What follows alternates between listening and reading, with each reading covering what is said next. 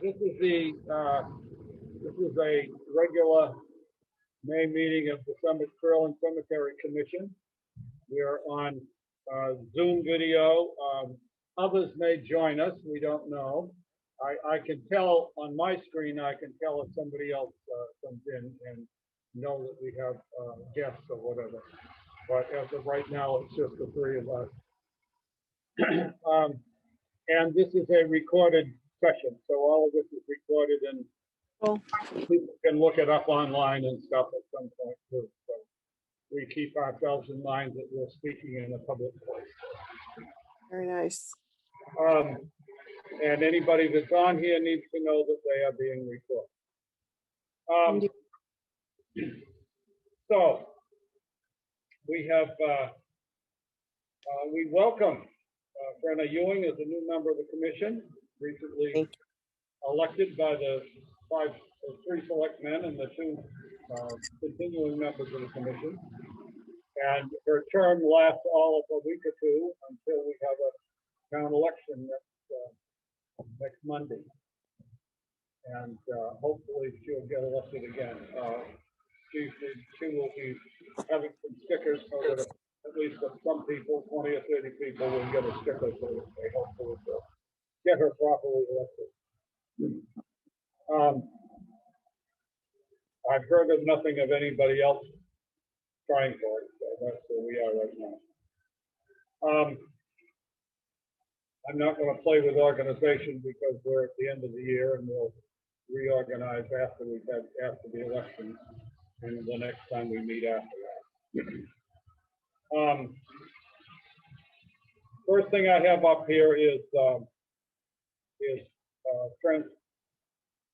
transactions of various sorts. I just put in another deposit for sales of graves to Dennis and Lorinda Farabee, and burials for Jean Giles and Joanne O'Brien. The O'Briens live on Brook Lane, and those are all ashes burials in the North Cemetery. I just had a call as I was getting ready to go out the door to come to this meeting. I got a call from a funeral home in Belmont for an ashes burial in the South Cemetery coming up on May 27th. Yeah.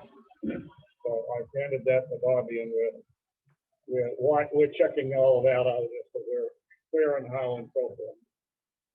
It was not the names weren't familiar to me, so I really had to dig a little, and I think I found the right lot, and Bobby remembers doing something in that lot with that family before. So I'm happy that that one's not a mystery. Bills. I have a bill for $312.10 from Ritchie and Clapper, which is a company in Sudbury, which is now the dealer for Walker mowers. And we have Walkers, both of them, about three functioning mowers are all manufactured by Walker. And we have a parts bill that Bobby got some parts to get things going this year. And some of those are the parts you have to replace from time to time anyway, blades and so forth, and some a little less often. And then we also have a bill for $134.98 from Robinson Hardware and Hudson for materials to use to fix the top of the graves that we dug last December that we couldn't save sod for. It was wet, it was soft, it was a mess, and there wasn't that much grass on some of them. So we had to get some materials to finish those graves off this spring. And then I have a bill from Bobby for his current services in the amount of $1,280. Clean up, pick up, all those things for the month of April. And some mowing. So that's I have those on a list, and Brenna, I will bring those by to you to get your your signature on that so we can pay the bill. We have to Very- have 2 signatures on the order, and Bobby can't sign them if it's got a bill from him on it. So I will bring that by and we will have those bills to pay. That's our regular thing that we have every month. We do not have a payroll thing for the superintendent because the superintendent expired last August and we've been kind of going by the seat of the pants since, but that would be another normal thing we have as our monthly thing. What else? About things that are happening. We've had nothing really out of the ordinary of late. We have been working on some things. We had a placement of a monument in the North Cemetery that was a little bit problematic because it's way out at the end of a row where there are no other monuments, and in order to make sure it's in the right place, we really spent some time measuring and got it figured out and staked out so that monument can be put in at some reasonable point. I might add that's where Richard Curtis is buried, Laurie Dayton's husband. And when he was buried, again, out there on the end of a row, away from all the other things, it appears that he was misplaced slightly. So we are going to have, we're in the process of investigating what we have to do in order to move him. We will have to open the grave. We will not have to open the vault, I don't believe. We can move, we need to slide the thing about 3 or 4 feet, roughly, in order to get it out of the driveway. The driveway is a grass drive, it's not a road. We need to get it into place because in the future, as we do other things, and now that we've got it properly placed, once we have it properly placed, it'll be okay. But that's going to be on us because it was a goof that we made when he was buried a year and a half ago. That's the fall of 19. Yeah. So that's one that we've got that we'll have to, and we need to get that done and taken care of so that we don't have a hang. Another thing is that we have David Roth and Steve Sears doing some work for us for very, very little cost to measure out and make clear all of our roads in the front field of the North Cemetery. That's the area where this latest thing is that I was just speaking of. And David is giving us his services free, and Steve will charge very modestly. And they will get a good layout of that area, and we'll get some markers in so that we'll have those roads straight and clear, and we won't get messed up like we did with this road. And that is in process. I've got them. I haven't heard anything back lately, but I expect to shortly when they're ready to discuss that a little bit more.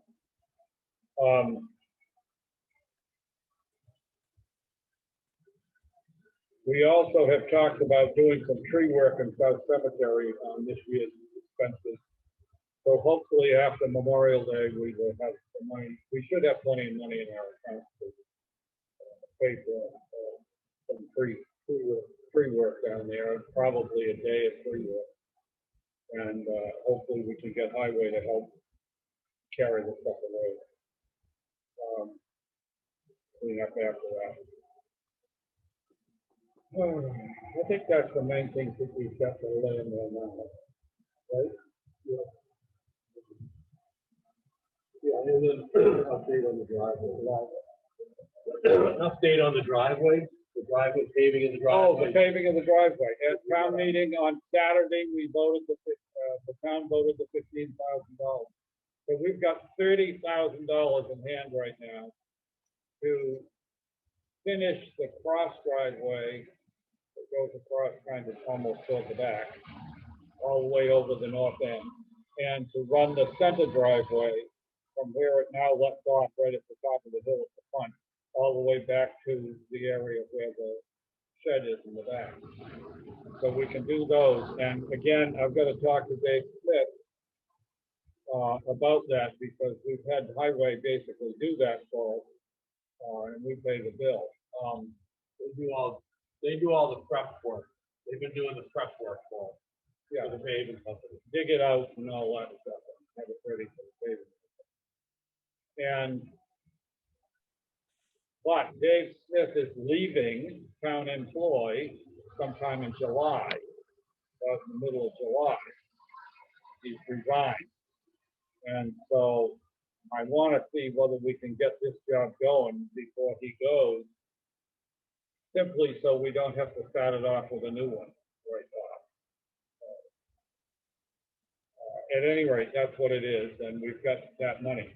If any of that money doesn't have to be used for this project, it will be available, and I've put it in the warrant and everything, that we would use it the following year to start on the road up at the North Cemetery, which is not paid for that. And in another year, we would ask for some more money for that, and use whatever's left from this to carry that forward.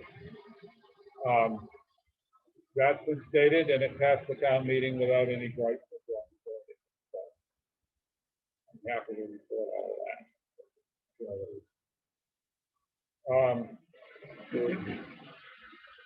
Sometimes the further you go, sometimes the better the price.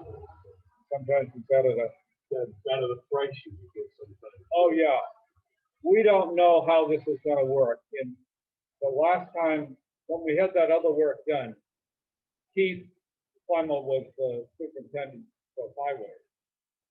He did all the digging out for them at no charge to us, and then just used the money for the hot top contractor. I still don't know just how this is gonna go. Dave? Dave has said that some of the Keith's methods of contracting things like that weren't quite according to Hoyle. And of course, that was before we had the town administrator.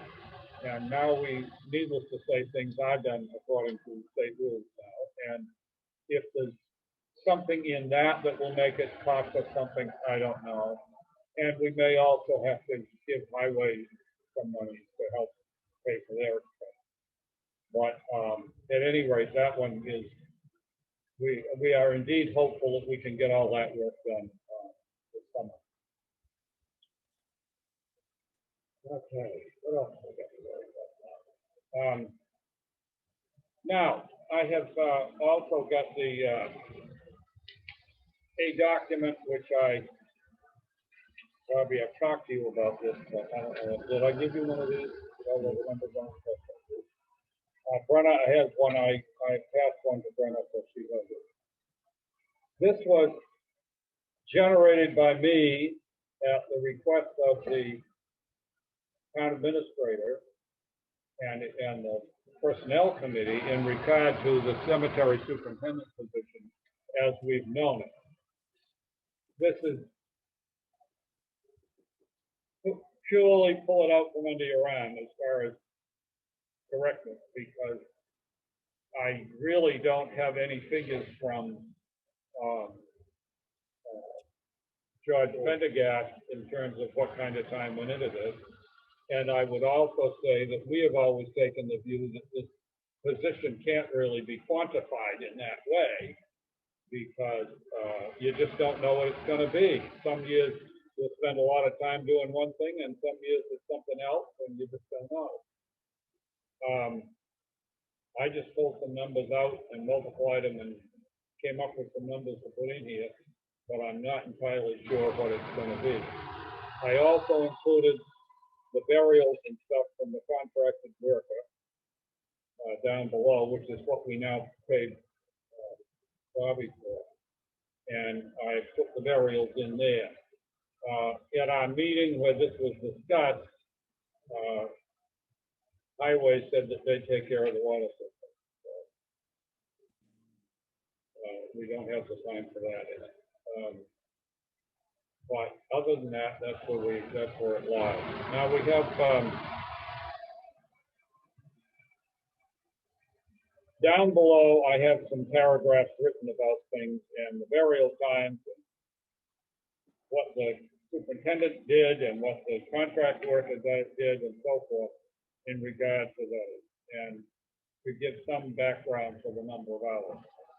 The burial, if it's a full burial, it's more than 4 hours. If it's an ashes burial, it might be 4 hours or a little less. It should average out, but you never know. And as Bobby has said, sometimes a full burial would take 8 hours because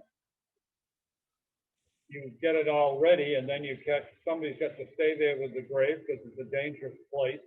People could fall in it, and so you got to keep it attended at all times when it's open. And sometimes you wait for 2 or 3 hours for them to get there.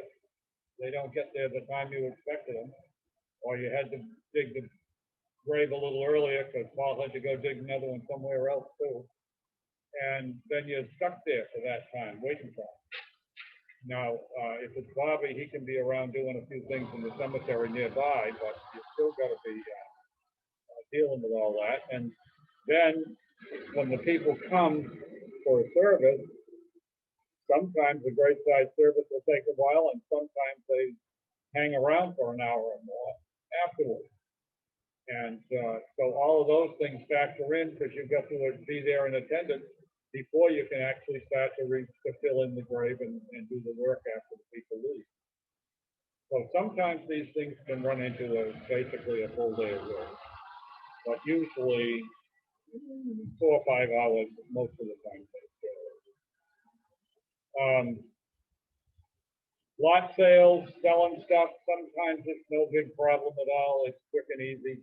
And other times you spend half an hour or an hour with people wandering around, seeing what they think they'd like, where they'd like to have their graves and so forth. And sometimes there are several calls, especially if they can't actually come on site, and they worry about all kinds of things and question all kinds of things, and it takes a while to get through it all. And then after all of that, you've got to get their check, process it through, make out a bill of sale to them, send that out, receive it back, because we have on the sales sheet is also the cemetery rule. So we send them 2 copies of the thing. We have them sign one and send it back to us so that we have a record that says they've seen the rules. And then when later on there's an issue about rules, you can say, wait a minute, we have a record here that says you saw it. We didn't used to do that, but we do it now, and I think it's a highly desirable thing to do. Oh yeah. Yeah.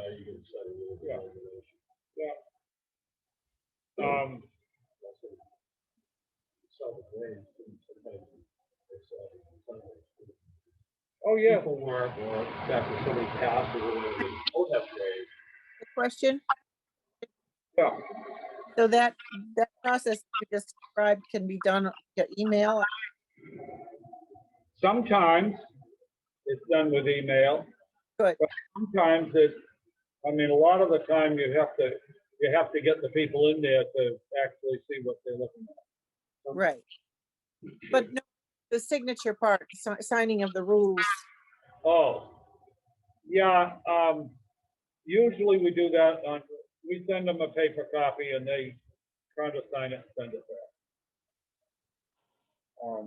I can see that could become problematic if we didn't have it all set up to do it via email as well. Over time, I think that's something we could do, is get it done. We haven't happened to have done it up to this point, but it might well be that we could get it done with email, at least with the people that have email. Yeah, I think as time goes on, you're going to find that more people have, people want only to deal via email for documents. I mean, as I'm going about real estate sales process, I'm discovering that the realty offices expect to do everything by email. They sign documents, but it's like, in the banks will do it too. It just seems like it's a trend we want to be on top of. Yeah, some people actually keep everything on their computer and don't even keep much paper. That's They would- right. That's exactly right. And that's the upcoming generations. Yeah. Well, great until the thing crashes. Lovely. Yeah. But I agree, yeah, we could get that to that point. DocuSign. And they can sign the thing and scan it and send you back the scan with their signature on Or you could just do the whole thing through DocuSign, which is a service. DocuSign. it. Do it what? It's a document. It's a digital, digitized document service called DocuSign. Yeah, DocuSign. DocuSign. It's pretty cool. yeah, That's what I've been using with the realtor. It's, and the does it too. You open your email, document is there. You click on it in the email. You do whatever format of electronic signature they offer you, and you hit send. And they go, yeah, we got it, and they have it on file. It's pretty cool, and it's like instantaneous.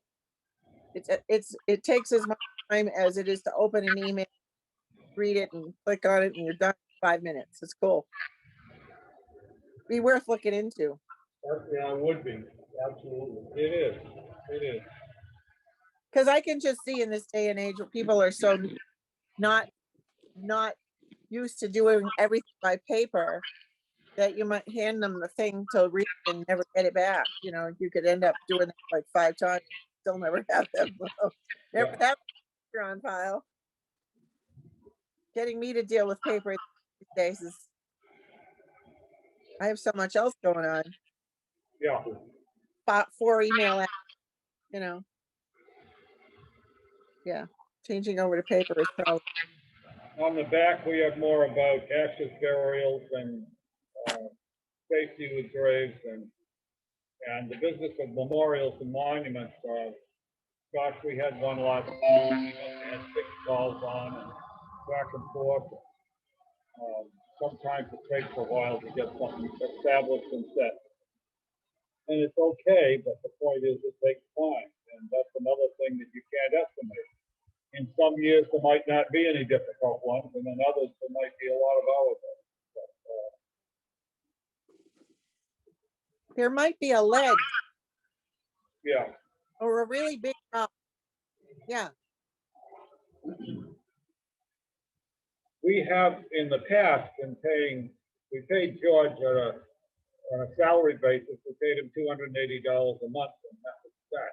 And we also paid for a cell phone call. He did not want to raise because of his own private situation, but we know that personnel has said that what we were paying was definitely low, and we all knew that. George had had his last raise in 2004 and hadn't had one since, and refused the idea of one since. So therefore, we know that we need to pay more than the money that was allocated for that purpose. In fact, I heard a number from the town administrator that was very close to twice as much money as we were paying. So we need to find out I'm still dealing with personnel committee, and we perhaps will attend another of their meetings to figure out what we're going to have to pay on this. At least one member of the personnel committee is absolutely nuts to put everything in the hands of the highway department. To put what? Everything in the hands of the highway department. Superintendent's work, everything. And that We- seems Yeah, we concluded. like That seems like an alleyway to me. Yeah. It doesn't seem like in the long term, it's gonna yield positive results. It might be a short term attractive solution, but I don't think, I mean, I tend to look down the road for a long way, and One of the things is it it's gets into, consolidation that doesn't good to me. Go ahead. it gets in a bigger budget, and then you're not gonna know what you're spending on the cemetery anymore. Yeah, And I don't know, I mean, at least the way it is now, somebody can look and see this is what it costs us for the cemetery. And the way that they want to do it next, it'll soon be in with all the parks work and the conservation land they mow and everything else, and there'll be and no way to track what this is costing us. No and, checks, and that in itself presents a conflict of interest to the person that's responsible for all that, because there's only hours in a day. If the cemetery work is less than 10% of what they do, well, that tells you how much time he's going to spend on the cemetery in an 8-hour day. Yeah. Less than an hour. Yeah, Well, I they don't, just see it as innocuous for some reason, and I don't at all, but that's I don't like it. the way the world is. No, it's a discussion that's happening. That's right, it's a discussion, and, I mean, I'm of the opinion that even if they take a whole bunch of other things over, the burial business and everything, I really would like to keep the cemetery commission in charge of selling the lots and keeping track of that record, because I'm just not convinced that that's a great thing to hand to an administrative body. Yeah, I mean, all these people who live out of town running these departments, everything else, they've got no long-term stake in things. And I just, the part that's just selling a lot is keeping that record is a relatively small part of the time, and I really think the commission should keep control of it. In terms of how those records are used, 1, 2, 300 years down the road, it's it's it its impact could be global. We don't want to just lose that to someone who's got a laundry list of priorities above that. No, no, no, no. No, no. Not a And, good. and then the personnel person that was at our last meeting that I was in here about this, was talking about administrative help for the highway superintendent. I guess they've got somebody now that works like 4 hours a week for them as a senior work off to help them with paperwork. But essentially, this stuff is going to get assigned to somebody that's a volunteer worker there or something. I don't know. Or maybe they'll pay somebody. They're talking about paying somebody to be a secretary or something in that department. And that's who'll end up doing this stuff. That doesn't sound like a formula. That doesn't sound like a formula for success, Barry. That doesn't sound good to me at all. Not to me either. But then too, my views on such things are not much respected, I see. I created this document for them and they wanted that. But once it was created, it was like, okay, get out of our way. We're going to do everything. I mean, it's like, Well, you've got me now. I'm on board. Here I am. I will help as I can. Yeah, we'll work on it. We'll work on it. And Yeah. it's still a subject of negotiation. I want to hope that we've pretty much got it concluded for the coming year in regard to the mowing and that kind of, and cleanup and all that stuff. But the burials, as of right now, are still in our daily work for another year. That may change later. And the general supervision of the cemetery is still. I don't know why. I'm sorry. I don't know why you're saying it may change. I think if you want it to not change, you need to not talk about it like it's a foregone conclusion. With all due respect. That, yeah. Yeah. You know, let's not entertain the possibility if that's not the outcome that we, No. I mean, no. I'm just from a point of view of a genealogist, having spent time researching my own family's history and the ones where the towns have kept scrupulous records. There's bountiful information for me to garner that goes back into the early 1800s, early, 17, and then the towns that mowed over the grave, let the stones fall in disrepair, and there's nobody that recorded who was where. I walked through a cemetery that was full of my ancestors, and I don't even know who's where. There was some random places where flowers were placed marker. I mean, you can see after just a few hundred years how either the cemetery commission did a great job all there, or they did absolutely jack nothing, and it's jack nothing. Yeah. So doesn't look like a well that we want to fall down to me. Doesn't. We have an operating system in place that has had 2 members die. We need to fix that. That's on us. Then we're up and running. We don't have to be disbanded because 2 people died. You need Right. another me. You need somebody else. We need another warm body. Let's get on it. Let's fix it. Fix it, not hold. There you go. Sorry. I also should say that we have some monument problems. A number of them, we'll go through them sometime. We'll go out on a tour about them so that all of us are on the same page. But I'm particularly concerned about one that tipped over in the front of the burying ground recently. I saw that. Yeah, and we need to, the foundation clearly has been working its way for a while. It's just stones and they've moved, yeah. A lot of it's also flat, old flat graves. The slate graves, they've been used or placed some with pieces of it on the top, and it's fallen. It's just like they went through something changed, they just put another shim underneath it, and everything is moved. No cement going onto this rock underneath the foundation, the stone.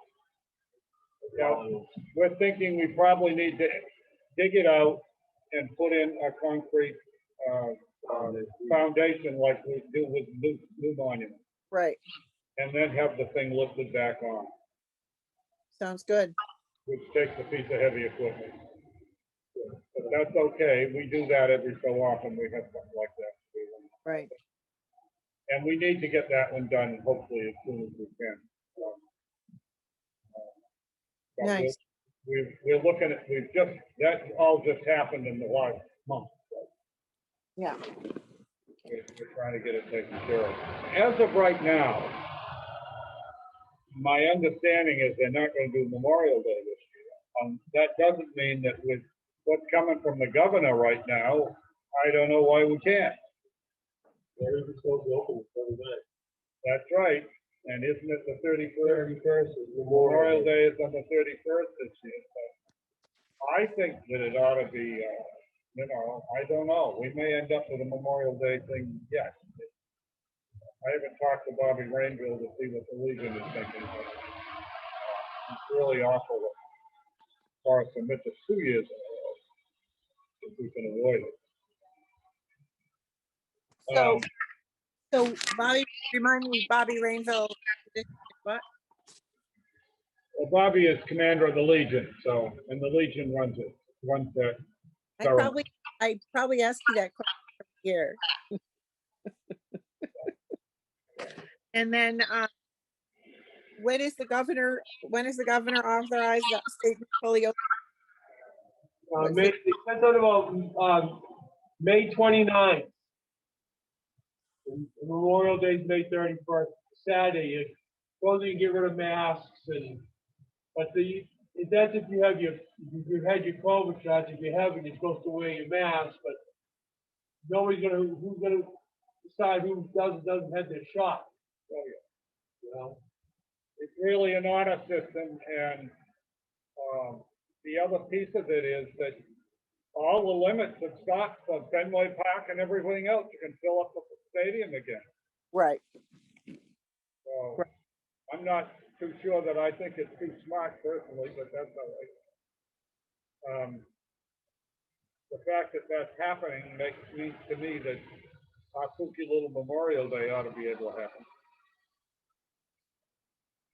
Yeah. So we've got to be watching that, because the standard is even a little higher if we've got Memorial Day and a lot of people around the cemetery. But that's kind of the thing. The next week is hard work at the cemetery to get everything in apple pie order for that. And the other thing we've got to do is deal with planting geraniums. We have flower funds, which unfortunately don't earn enough money anymore, but they exist, and we have to put some 272 geraniums out on Memorial Day weekend, so they're fresh, fresh for Monday. And I've arranged for the geraniums to be delivered from Dalrymple, from Northbrook Greenhouses on Lancaster Road, which is where George has been buying them in recent years. And but we've got to work on getting them planted. George's son Chris has worked with Cub Scouts and Cub Scout families to do that. Well, we do prep, and I think they George used to do some prep, and the Cub Scouts come down on Saturday, and they would do all the planting and couple of the gardens and stuff like that. They would go around, and he would tell them what got planted and what grade and stuff like that. Make sure they got planted and watered. So we've got a list, and I'm working on that and figuring out that list a little bit more and checking with Chris, because Chris has supposedly done some more paperwork on that. And it's the first time any of us have had to deal with it, because George has always handled that separately. Right. I'm hoping that Chris Pendergast will help out too, so that we at least get that much transition and get that done this year. I'm honest, Go I'm ahead. considering going through that list and reducing the number of geraniums a bit. I mean, there's some of them that get 4 or 5, and there's one that gets 8 or 10. And my thought is, since they're not producing enough money to pay for this, at least the ones I can, I want to, pull 1 out of this one and 1 out of that one and 4 out of that one, and see if we can't get the number down a little bit, just 25 or something less plant to save us a little money on it. But you can't do And much. what are you going to do with those that you pull? Hmm? What will you do with the ones that you pull? Oh, well, it isn't for this year. It means that we won't buy as many another year. But I've really got to spend some time on it and be careful, because, I mean, if somebody only gets 2 geraniums, then you got to put them both. You can't really reduce that sensibly. But a lot of them, I mean, Reed Tyler, there's about a dozen that go in there, and we could easily knock a few of those off, and there's nobody around to complain about it. And we'd still have a good display. We'd still have a good amount there. Well, Yeah. what about offering, if there is an active Memorial Day celebration, what about offering a table stand with geraniums for people to buy right there during the parade? Well, that's a thought. That's a thought. Why not? That's a thought. You'd have a table set up, right, at each cemetery. We could look at that. We could look at that. There Unlike- were certain But for another year. there were Yeah. certainly veteran families Yeah. in town that might feel like a geranium would be nice. If there was some family that it wasn't military themselves, supported, a mother with 3 sons that all all passed away and buried somewhere else. You could have a geranium, I would think. Yeah, we could look into it. Yeah. Anyway, Um, so this is all to get ready for 2 weeks from today. yeah, So what is the possibility that the town might open up to a Memorial Day celebration? Where is that thinking? don't know. We've got to investigate it. I mean, this whole thing, the whole game has changed for everything in the last couple of days. So Sure. we've got to see what, if anything, they're going to do different as a result of that. My I wa- first indication had been that it looked like they were not going to do a parade again this year. But with this happening, these changes happening, I'm waiting to see what'll happen, whether they will. It's really so unfortunate. Musicians, Yeah. you know, people that play music have really been just left mean, out. We still need to have the cemeteries in good shape for Memorial Day because people still come and a lot of people come and put flowers out anyway. Regardless of whether they've got a war connection. And that's when they come and do it. We've got Bobby's got the water system working in South Berlin for him. And we know that's going to happen, and we have to have the place really looking nice for this weekend. Sure. Cool.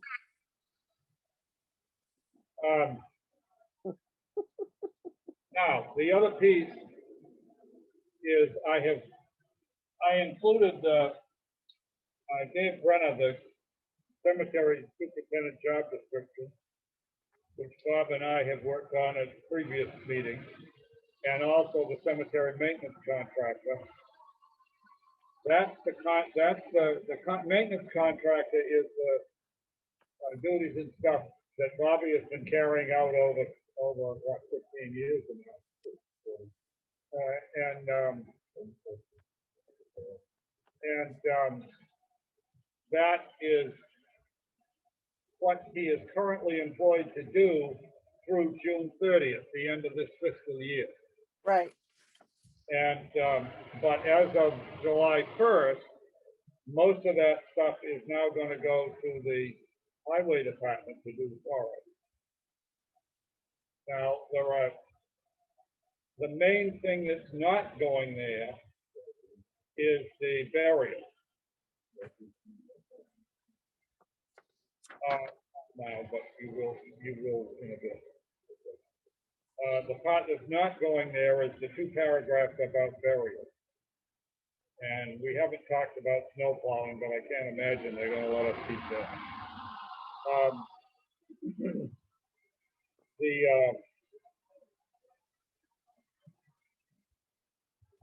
All the rest of it, they're going to take over.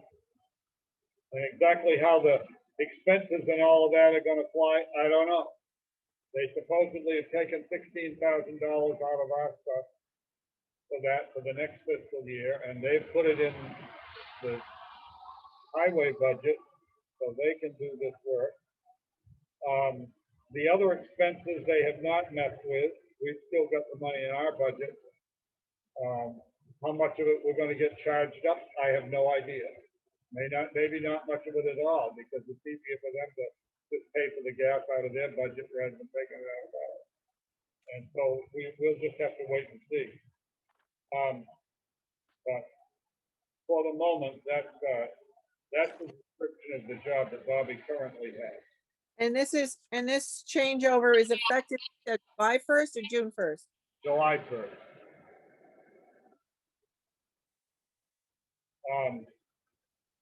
At this point, I guess I would suggest, I mean, then we have the long list of stuff for the cemetery superintendent to do. And that's lengthy. And I think that probably at this point, is there any other general business you know we've got to do? I can't think of anything off the top of my head. Okay. On that basis, I would suggest probably Bob should recuse himself at this point, and you can go and we'll finish the meeting, and I'll keep notes on what we do after. Yes, I'll see you sometime later to do the record of the meeting. Yes, and I've got that at home too. I will with something else.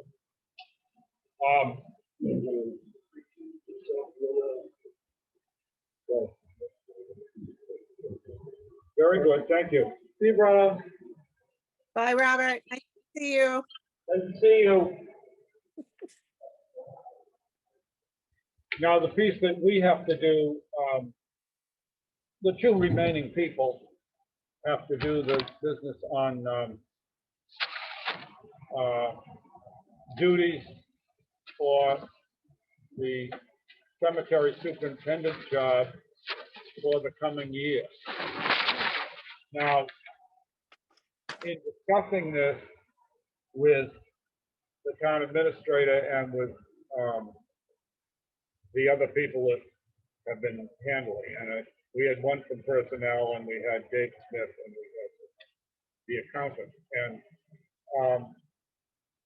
it appears that we still have most of the rest of this to do. And so the plan was to employ somebody to do it like we have done in the past. We employed George. For a variety of reasons, mostly familiarity with the situation, we have talked about having Bobby do it. Right. Bobby's current job that he's had with us, his contract job, has been, now that I'm alone here, I can do this. His contract job is going to be in an end on the 30th. We have all the documents and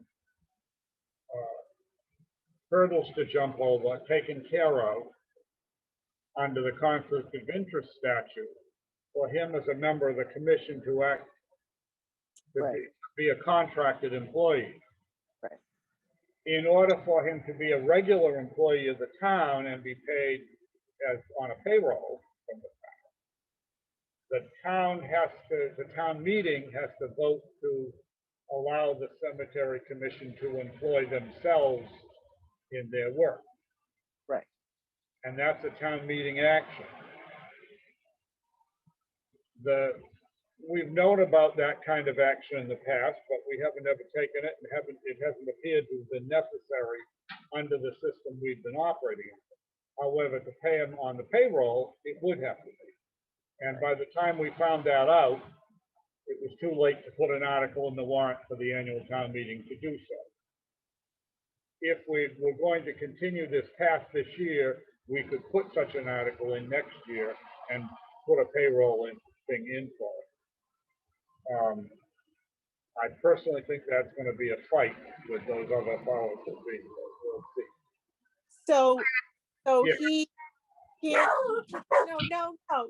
no. So he can't do the, they can't do the superintendent and the cemetery commissioner role. He can do it if we pay him, if you do it as a contract employee. In other words, I'd pay him on the 1099 instead of as a regular employee.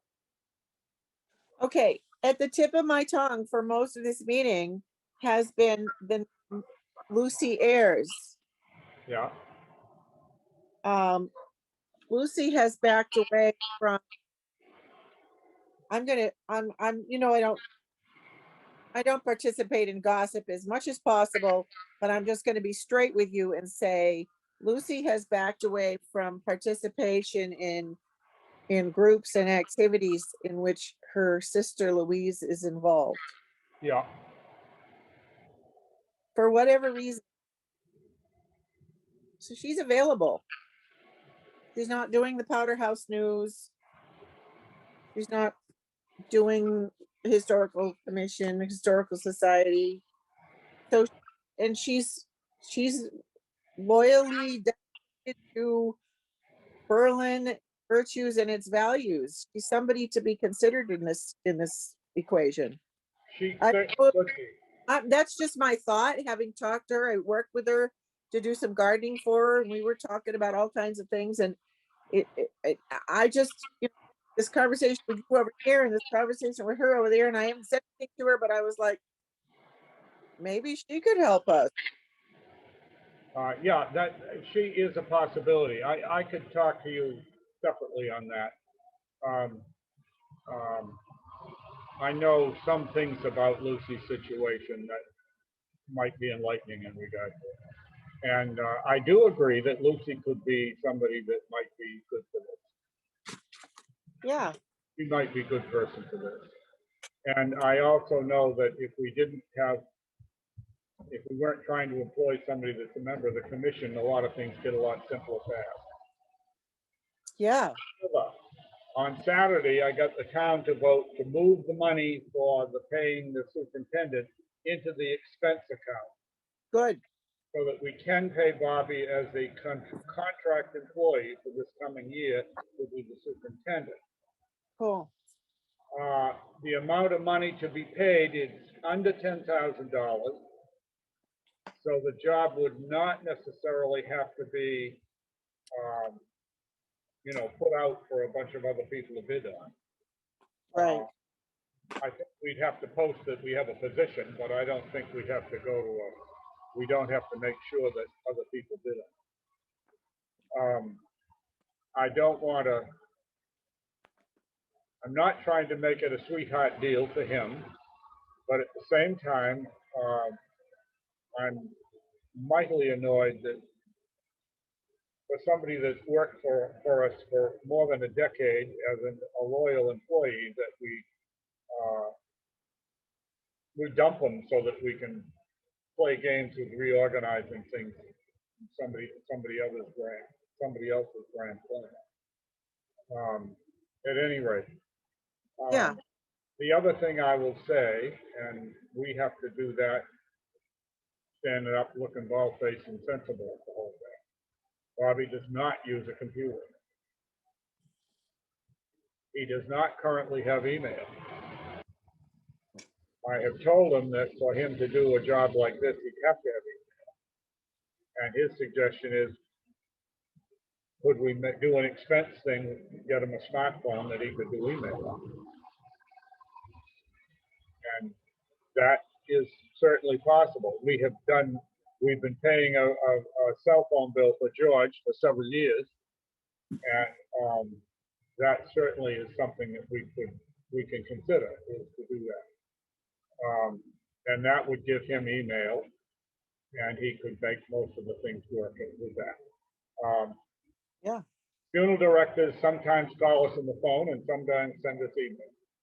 Right. And those are the people we have to deal with as much as anybody. That is an issue in the whole business. I have been, since George's demise, we've been getting all the mail sent to Cemetery Department, 23 Linden Street, and it would be my highly desired thing to do that. I've worked on getting us one of the outside boxes here at the town offices.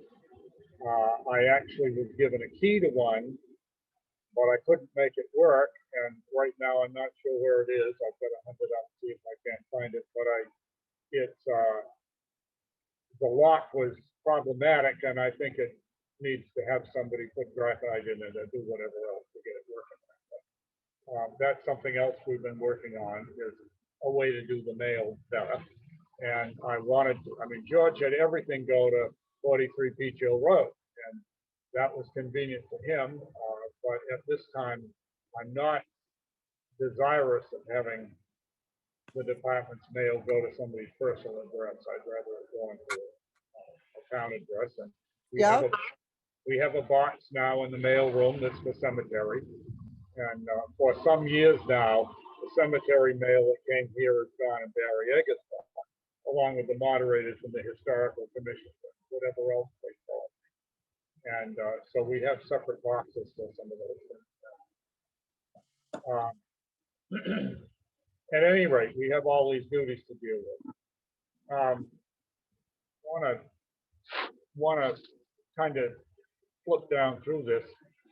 As I said on the other sheet, being available 24/7 for calls from undertakers and individuals is one of the things that goes with this. Often we get weekend calls because they're trying to arrange things and get it in the newspaper for a funeral in a couple of days, so 2 or 3 days. So those things sometimes have to be done rather immediately. Coordination with all of these people to do burials and all that stuff is part of that. The burial agent, under state law, if when there's under the laws that apply to dead bodies, they like to talk about dead bodies in the general laws. And under those conditions, when remains full burials are done, the cemetery superintendent, or the burial agent, as they say, has to sign the paper and send it back to the town clerk in the town that it's coming from to say that indeed the person was buried in the South Cemetery on this day. And so that's one of the duties of the cemetery superintendent. A second one is the Veterans Graves Officer. And that's required by state law to be appointed by the select board, but it must be a veteran. Right now, the select board has got me, they put me in the list as the one, and I can't be the Veterans Graves Officer because I'm not a veteran. Bobby can be. That person has to be Veterans Graves Officer. In general, that has been the burial agent, the same person, the cemetery superintendent. But if the superintendent is not a veteran must be put in charge for that. Gotcha. Just because that's the way the state law is written. And financial duties, all bills and invoices. We talked about bills, and I'll bring you the bill schedule to look at and sign. Has to receive the bills and invoices, prepare the warrant to pay the bills for the commission to sign. We usually do that at our monthly meeting. We have not been holding monthly meetings the past year because of COVID, and the fact that we had 2 of the 3 members of the commission that didn't work on a computer, didn't use one, didn't have a connection in the house, nothing. And so, but normally we do that at our meeting. Once in a while, we'll have one that we have to process outside of the meeting because of the end of the year or because of some special bill or something. So let me ask you this. Yeah. I got my finger on where we left off. So there's a lot of options being thrown around in general. But for you, the optimum situation would be, I think I'm hearing it, to have Bob take the cemetery superintendent job for the town. Is it sensible? I mean, how far are we from confirming him in that position? He's on board, or is it contingent?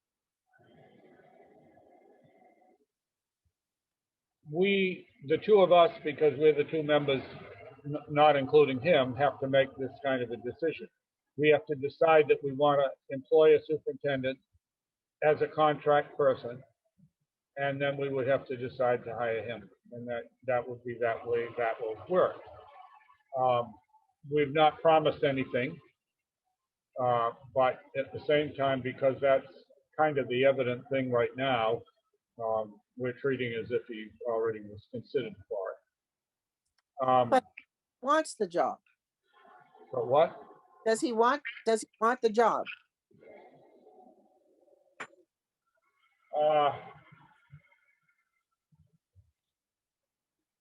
My answer says that it will depend on the pay.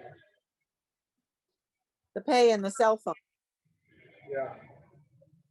He has been, I mean, the job that he's been having has been paying him $13,000 to $17,000 a year. This job might be $6,000 a year. And is that if the personnel department ups the pay from what George was being paid, or is that George's pay rate? At the last meeting that we had with, that I had with the town administrator and a personnel person and so forth, and that wasn't that whole committee, but the town administrator threw out the number of $6,600. And that was based on whatever they thought was a reasonable rate for the responsibilities and the number of hours that I had on that list. I see. And Well, I'm going to say to you, that was not stated as this is what the pay will be. That was just a number that was thrown out. And I have to communicate, we have to communicate with personnel and with her to determine what the figure might be. Yeah, so let's go back to the first page. yeah, I had a conversation with George Pendergast. Gosh, at least 6 months before he passed away. yeah, And I believe it was after he had come from a meeting with you to discuss the amount of time that he spent doing his job. yeah. And the gist that I got was that the hours were grossly underestimated. Mhm. Now, I don't know if this is This is a newly created document that I did recently. okay. I don't know what George would say to that. I really don't. So, but assuming that when he was talking to me, it was having been in conversation previously with you. I'm saying I'm assuming. It is my recollection that he had talked to you. Yeah.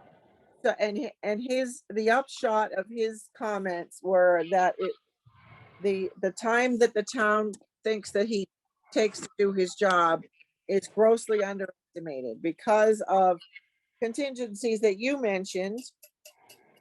And I'm just wondering whether we could extrapolate a more realistic figure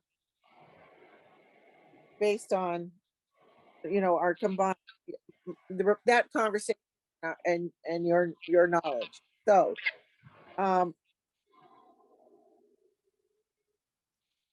I would say this. My run Yeah. in making this list yeah, was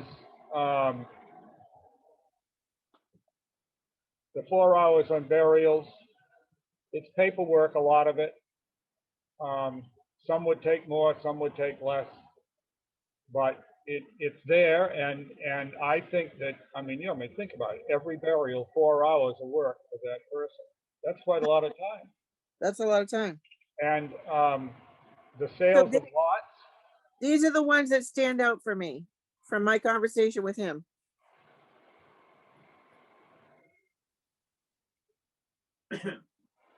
Yes. Yes. Not so much the monthly bill schedules. I put 24 hours there. That's 2 hours a month to do the bill schedule. 2 hours is enough to do the bill schedules. You've got to receive the mail and you've got to put it on a list to pay. And I don't think that 2 hours is an unreasonable amount of time for that. And in either direction. Some months it's going to be easier than others. I obviously didn't have to spend 2 hours when I had 3 bills to put on it this time. On the other hand, sometimes much more. I'm wondering if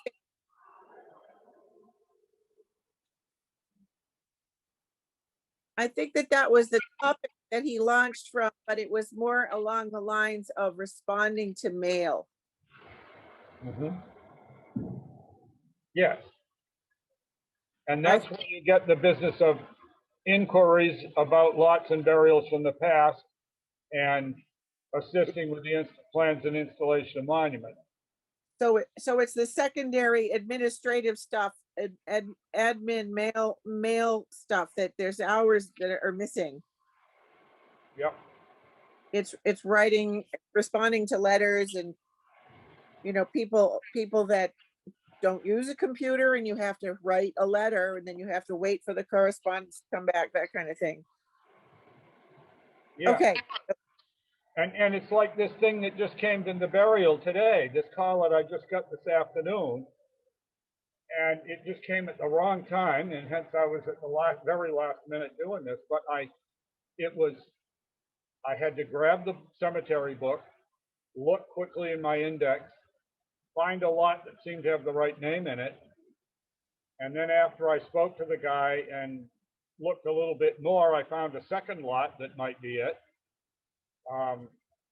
Speaking to Bobby after I got here, the second lot is apparently the correct one. And I've got to go look. The books are now that George used to keep are now in the file here in this room, the town offices. right. Sometimes show you that stuff. So that's 2 hours. Well, not 2 hours, but certainly easily half an hour just fielding the call and trying to figure out what the pieces are that go with it. And then we've got to, then we've also got to arrange the burial, in this case to contact Right. Bob because it's an ashes burial, so he'll do that himself.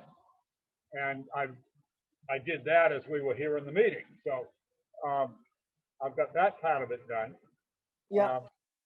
On Wednesday of this week, we've got one that he can't be there for. So I'm going to be there and for the burial. I mean, he's going to dig the hole and have it all ready. And I'll be there for the burial, and then I'll put the ashes in the hole and I mean the container in the hole and fill it in. And chances are he'll go back and finish the surface turf after that. But I'll be able to have the burial completed and be able to leave the cemetery for him. That I do that once or twice a year when he can't be there. And I mean, that's the kind of thing George would have done, but he can't. I mean, the trouble is that Bobby has another job at Right. the grocery store, and sometimes he can't make the schedule that is desired. He does remarkably well at that, and if he knows ahead of time that far enough ahead, he can Right. arrange to have the right day available. And he does do that too. But in this case, it was this one. The schedule he got wouldn't allow it. So how does Bobby feel about taking a $11,000 cut in pay at this point? I mean, do you have any sense of, I know he can be very,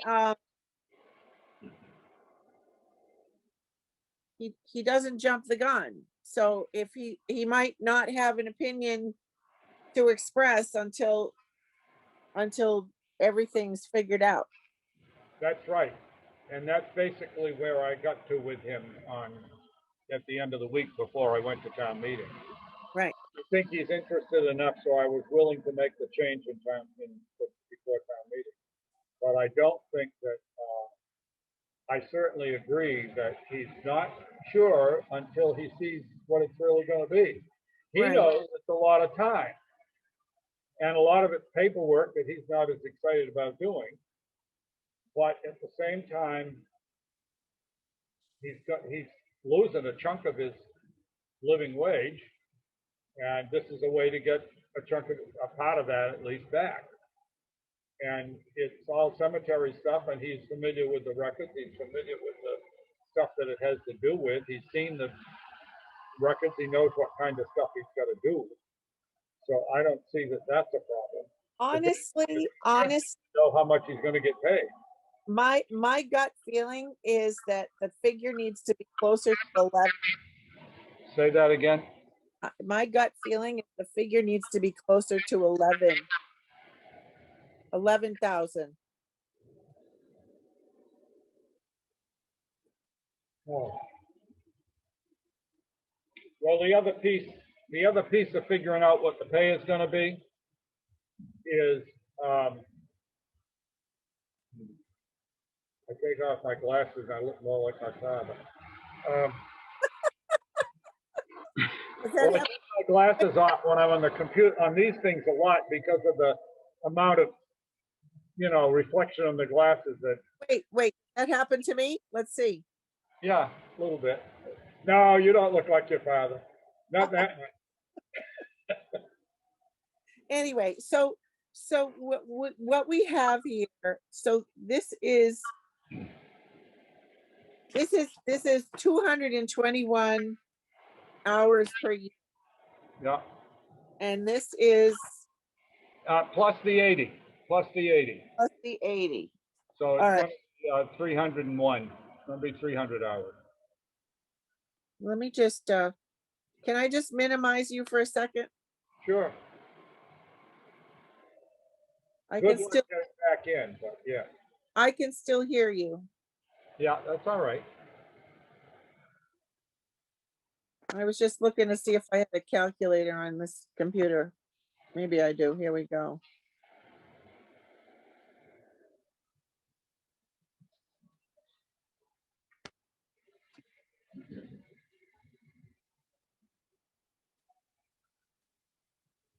What is it? 301. 301.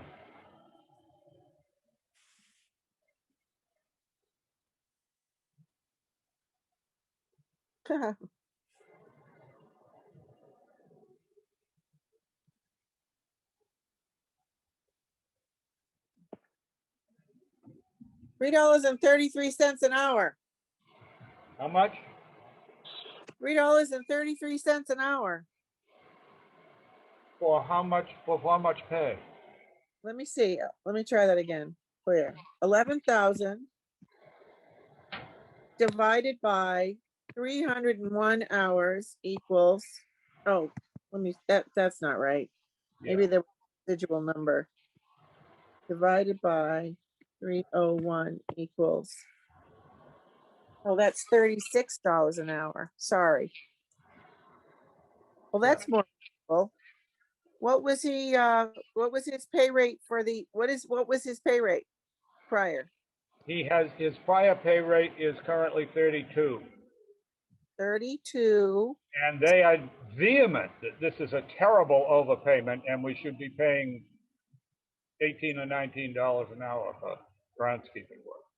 Well, but that's not for superintendents. No, that's not for superintendent. That's for the groundskeeper. 33 times 301 equals $9,933. Yeah, I'm not far off with 11. So Well, the other problem we've got is we've got the amount of money that was appropriated. Yeah, You have your town report handy. I do. Okay. Look in the finance committee's report before the warrant in the back of the book in the finance committee's report.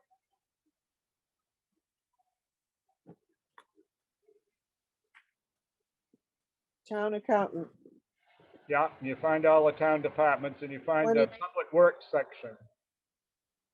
for fiscal year 22. Yeah. And find the cemetery expenses. Wait a second. Can you turn the light on? Public works, cemetery. Is the last thing in the public works. Part-time salary.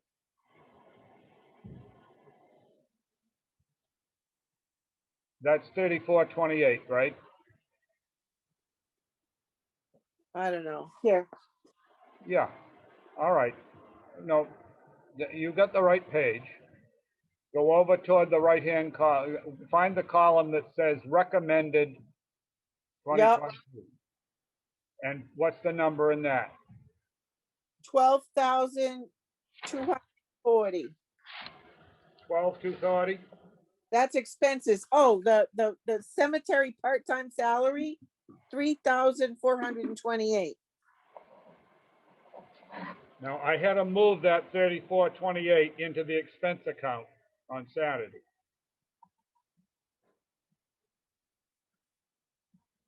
So there's now $15,668 in the expense account.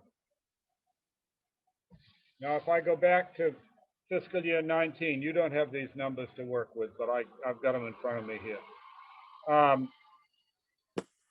We spent,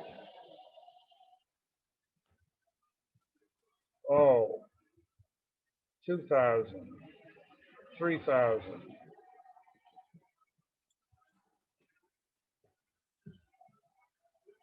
3,000, 4,000. We spent about roughly $4,000 in expenses, in addition to Paul Wheeler digging graves and Bobby Giles' pay. So, and that did include George's cell phone. So if I take 4,000 off of 15,000, 11,000 might be possible. But I can't, I've got to see what the personnel committee is going to say about that. And my recommendation is that we plan to attend an upcoming personnel committee meeting together and deal with it. And if we're doing it this way, I mean, we have to call a meeting of our board as well as theirs in order to do that. But I think we need to do it. And so that we can talk about, I mean, what is it that they think is a reasonable pay for this and that they can support? Because unfortunately, that's how it's determined how much you pay people nowadays, is working with personnel.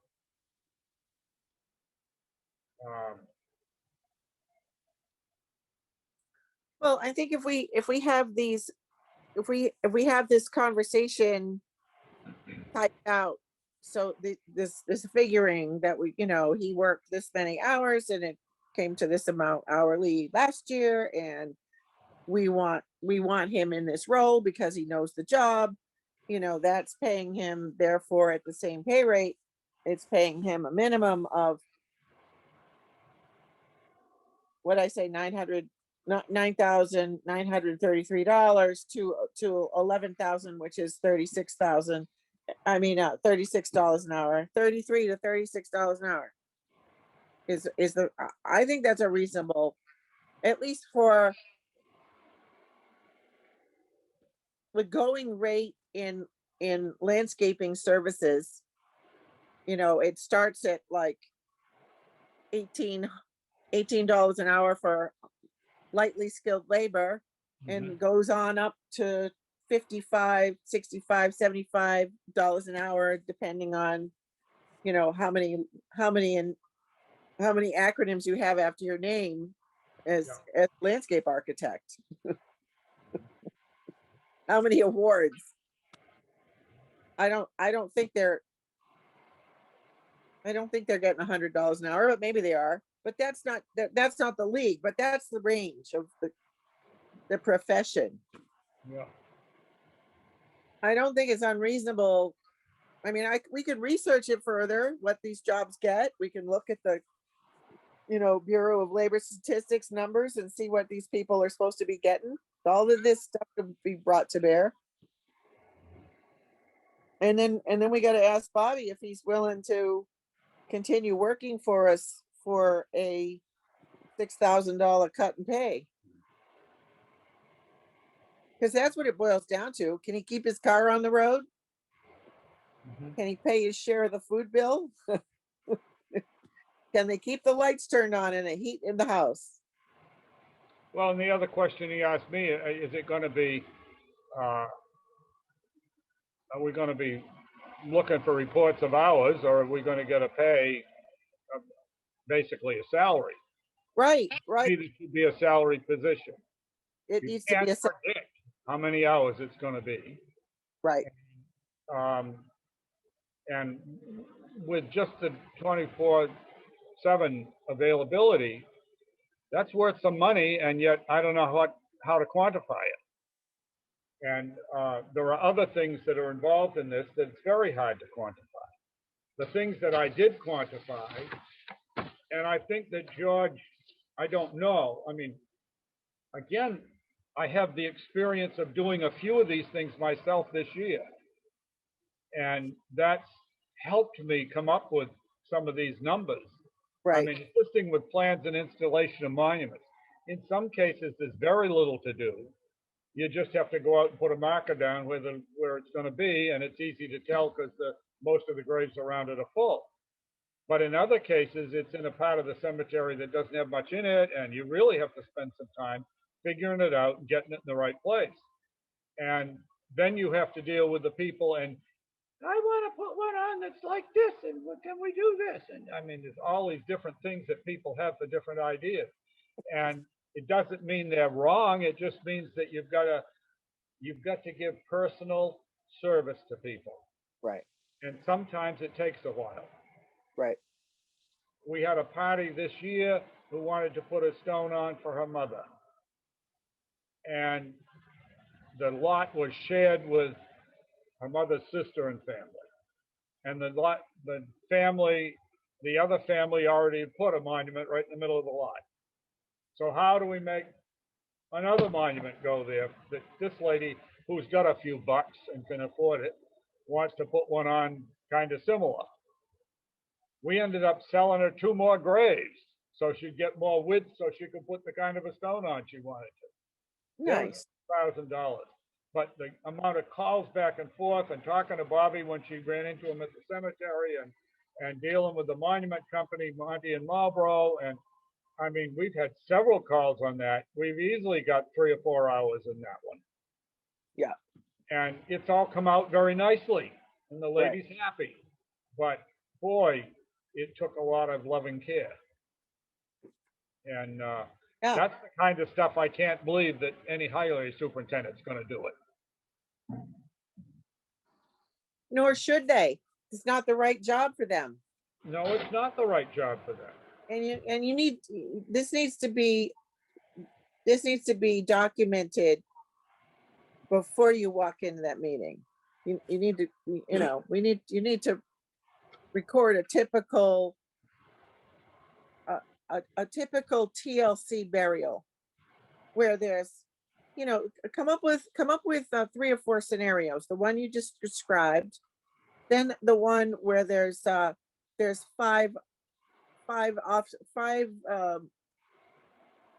heirs or 5 people that are, I had one of those this year. I had Judy Wilson.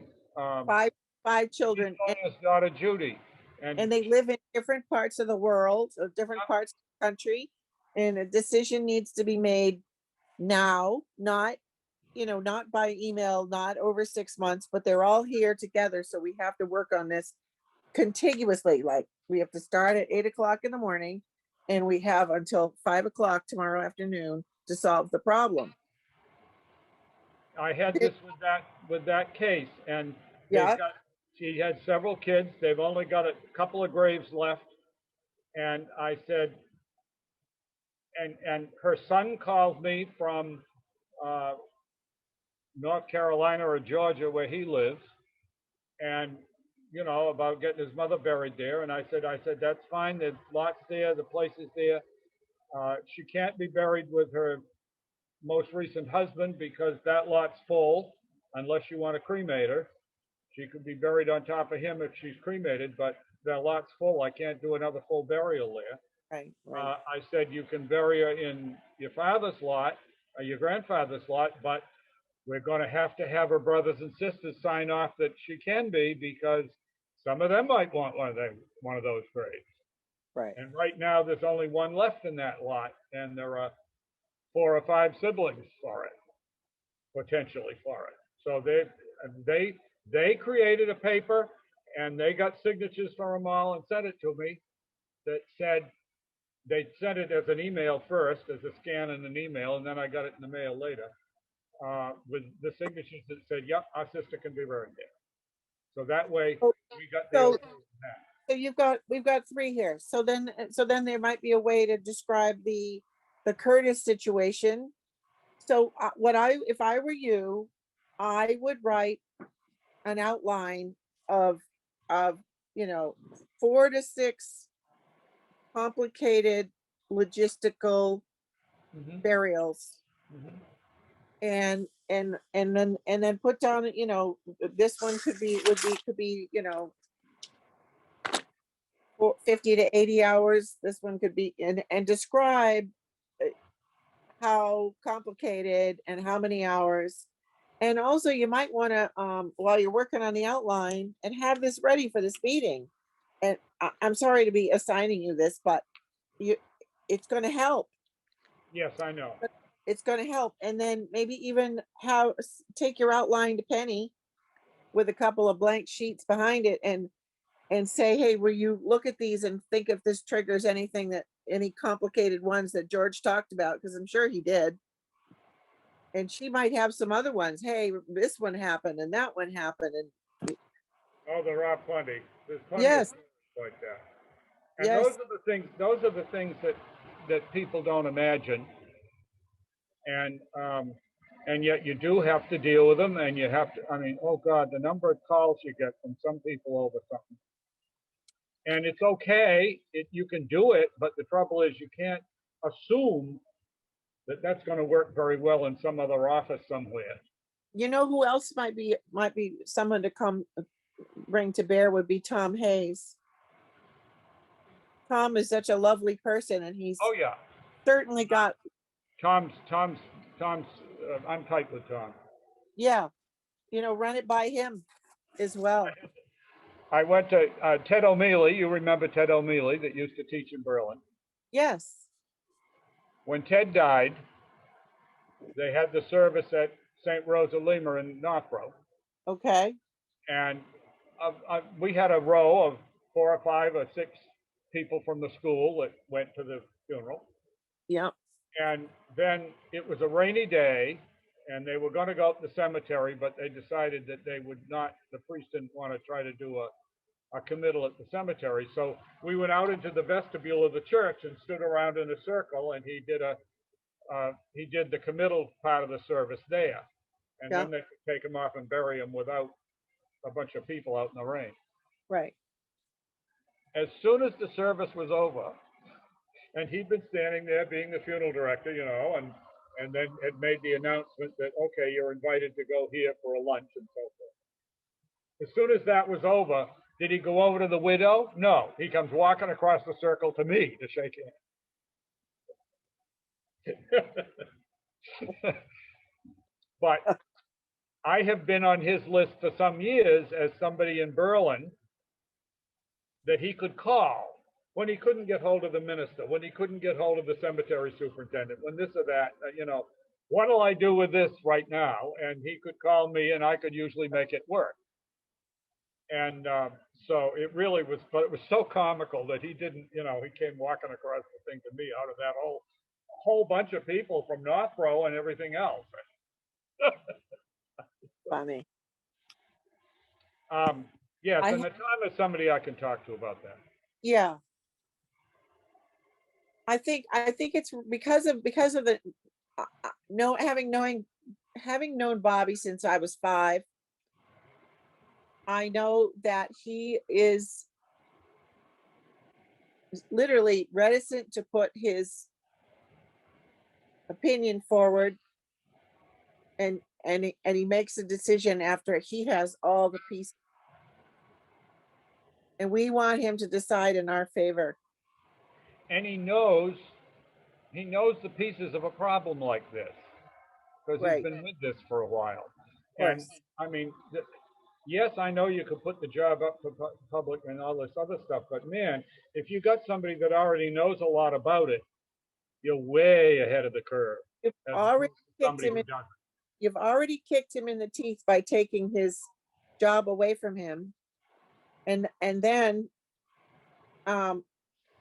you're not going to consider him a viable candidate For the job you do have. for the job you do have.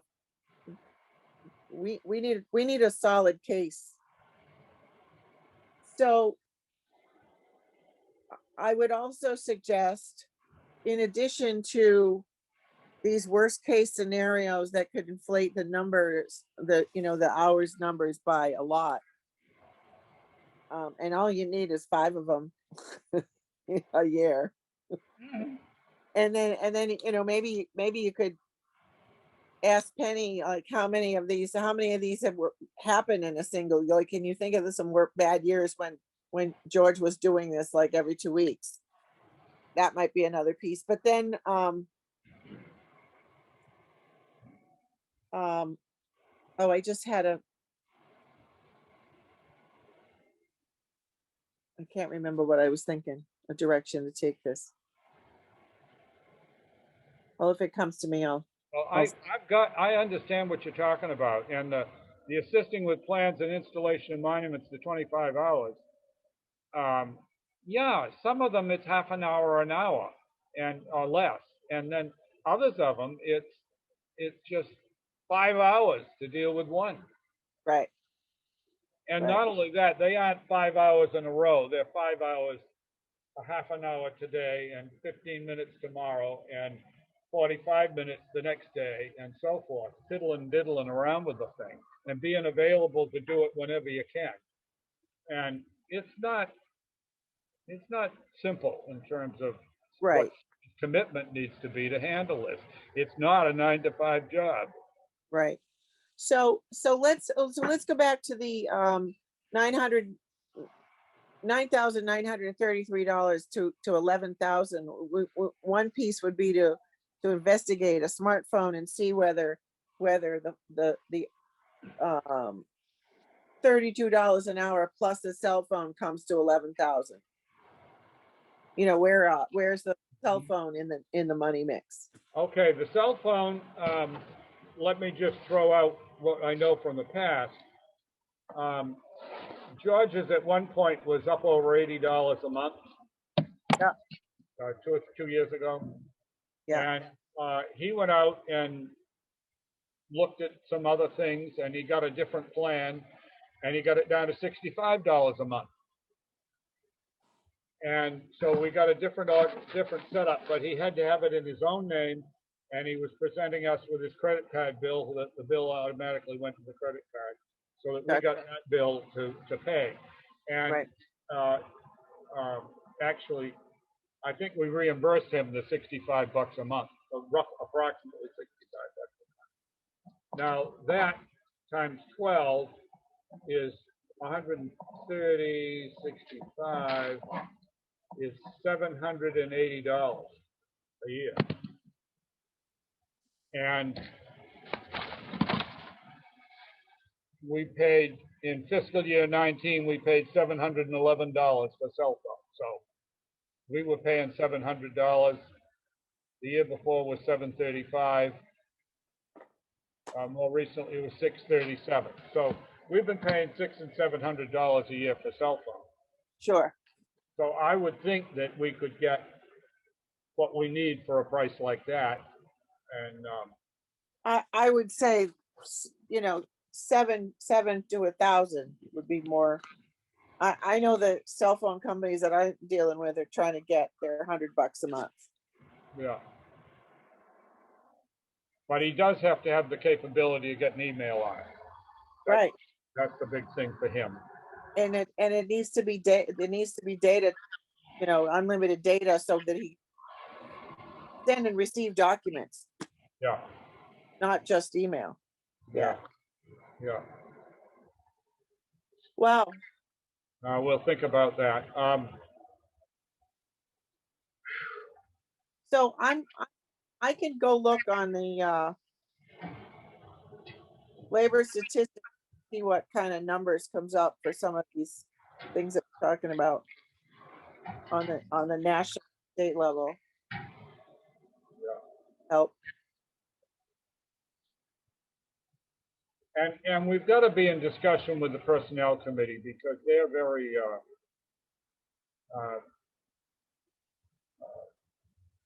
Sue Terrian is just nuts to put this all in the highway department. Just nuts. That's what Boylston does. That's what Bolton does. They should blah, blah, blah, blah, blah, blah. And of course, getting the price of this job up too much may turn them off on our doing what we want to do. But I want to find out what their idea of the of the value of the job is. And I want to, and then we've got to, and we've got to look at our 15,668 and make sure we can afford whatever we're proposing. I Right, told the finance committee that I fully anticipated the price for this could be twice what the 3,000 was, up around 6, because I said it's been way below what it should have been. And I didn't know, I told them I've got to work with personnel on it and come up with what we have for a proposal. And then I want to go to finance and talk to them, because otherwise you don't look good when you come to them next year looking for money. If you've right, gone and spent a lot more money than they had any idea you were doing.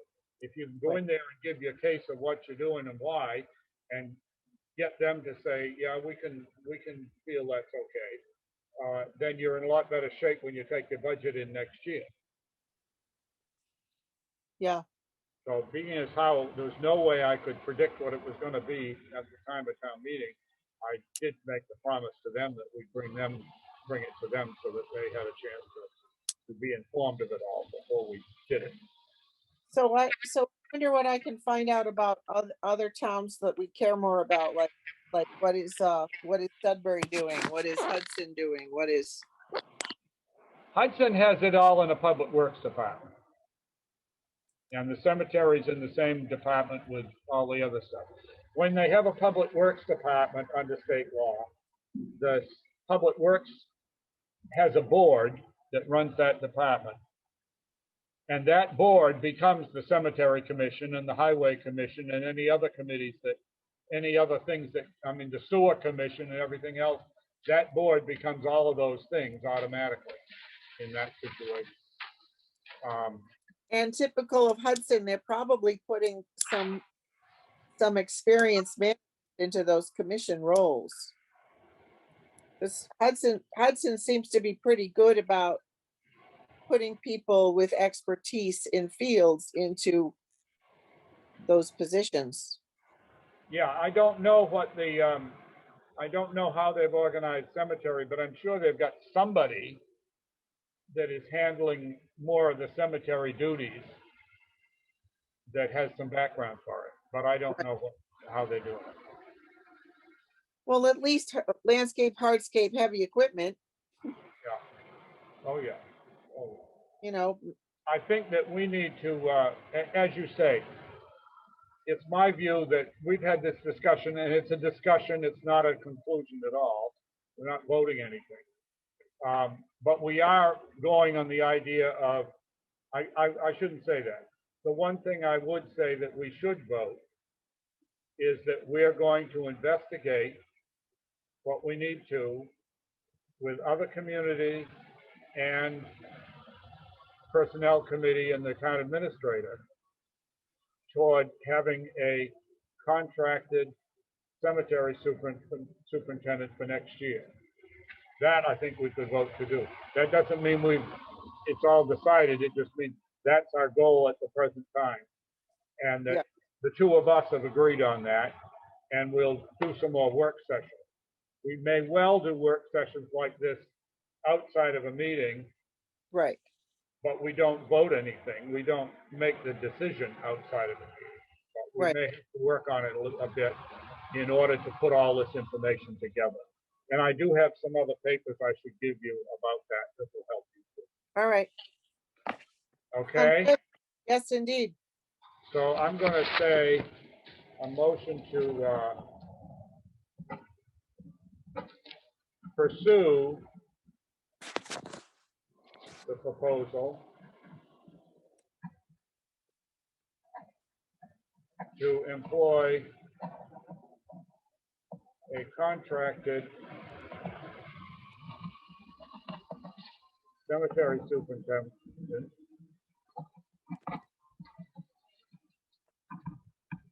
in fiscal year 2022 And the necessary data gather, with data gathered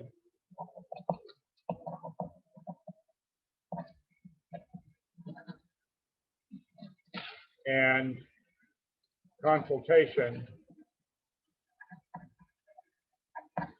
with the town administrator,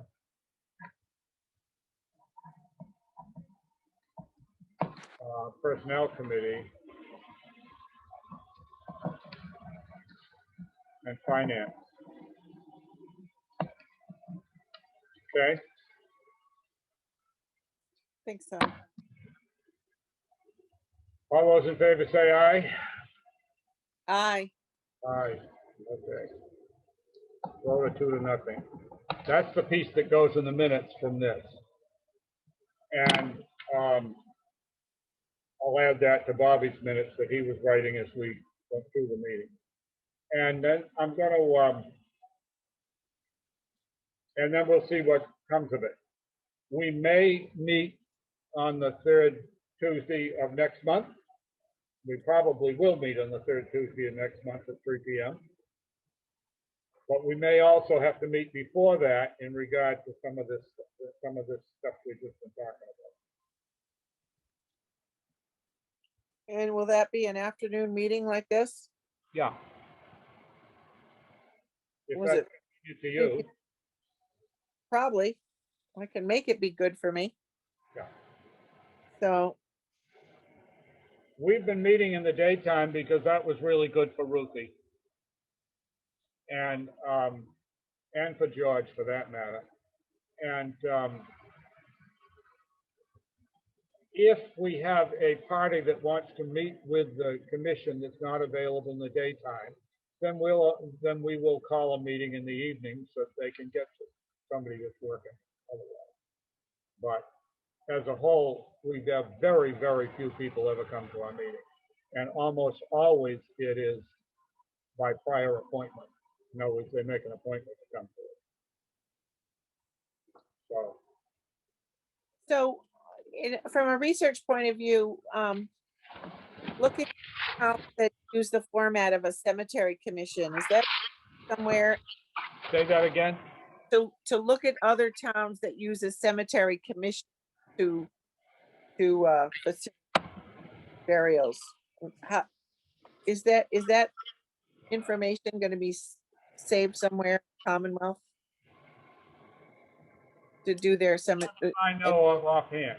administer their cemeteries by commission? Is that going to be, you don't know? I mean, Boylston still has a cemetery commission and they make policies for the cemetery, but everything's run through the highway department. And the highway superintendent is also the cemetery superintendent. And he's a kid I had in the 3rd grade here in Berlin. Nice. And he thinks it's wonderful, and that's fine. I don't think Boylston begins to have as many burials as we do. I could be wrong. But they only have the old burying ground in the center of town and that one cemetery that's out on the road, out to the reservoir from the center, out Scar Hill Road, out on the end of Scar Hill Road. And that's the only cemeteries they've got. And that one isn't as big as our South Cemetery. I've been to a few burials out there, but I have an awful feeling that Boylston has an awful lot of their burials that are out of town because people came from somewhere else and their family has a lot somewhere else and all that kind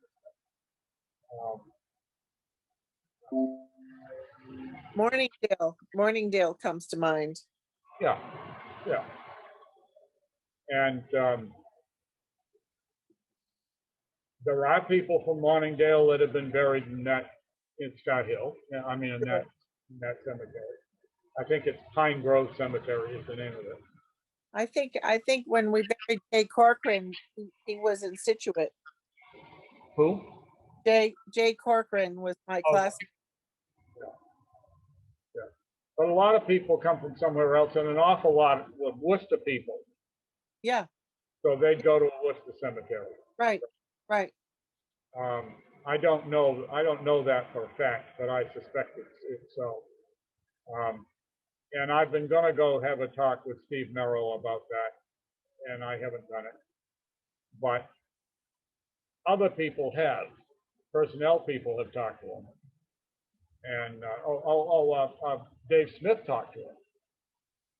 Dave Smith reported that he talked to Pete Merrill about the cemetery stuff over And Pete was in your class.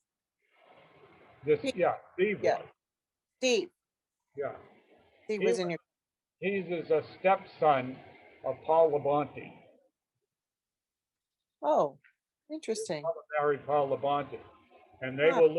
they were living down at Mo Tavis's place, working for Cardi when I had Steve in school.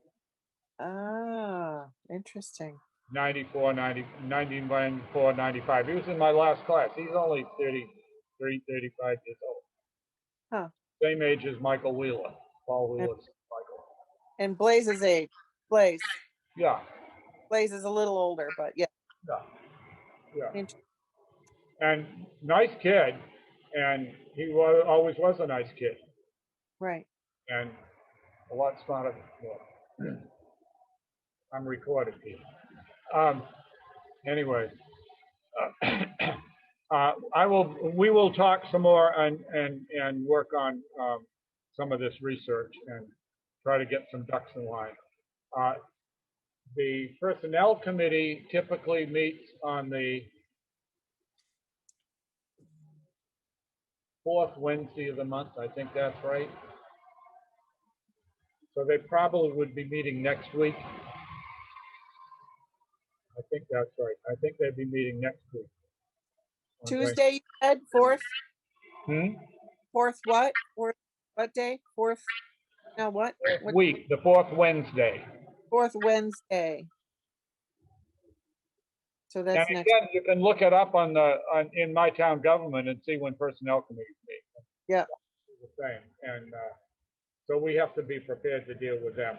Another thing that we need to do, and I should have done this when Bobby was here, we will take it up at another meeting, is that we are supposed to provide instruction for what our concerns are for the cemetery care. And we're supposed to give that to the highway superintendent and stuff. In regard to how we want work done, what are the things we're concerned about, and all that kind of stuff. Obviously, high on the list for me is gravestones in the burying ground, the ancient gravestones, and their keep a wide berth so you don't scrape them up. But there are. We need to work on that, and that's one of the things I felt that you would be very helpful to us on, is how to tell them to take care of the cemetery so that they look good. We knew how Bobby did it, but we have to figure out that, and Bobby will have some things to add to that, because he knows the places that are dangerous or difficult to handle, and therefore could make some notes about better do this in this corner of the place and better do that in another place, use the hand mower over here as opposed to the ride-on. Things to look out for, things to be careful about.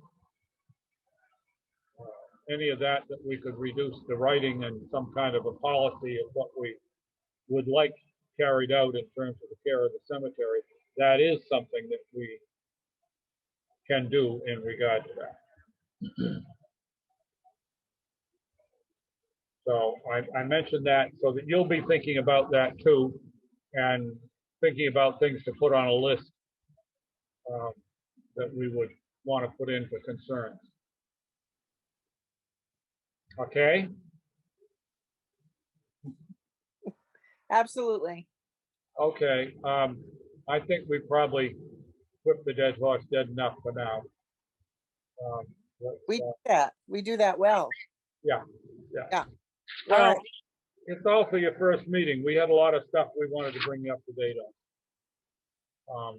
And that doesn't mean we've done it all, but we've at least made a dent in it for the current stuff. And for right now, we're okay, because Bobby's still doing the job through the end of June.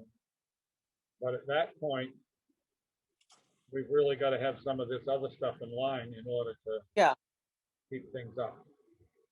So let me ask you this. I know we said that you don't text. That's right. I haven't managed to get that successfully accomplished. And right now, I don't have a working cell phone. I have to get a new one.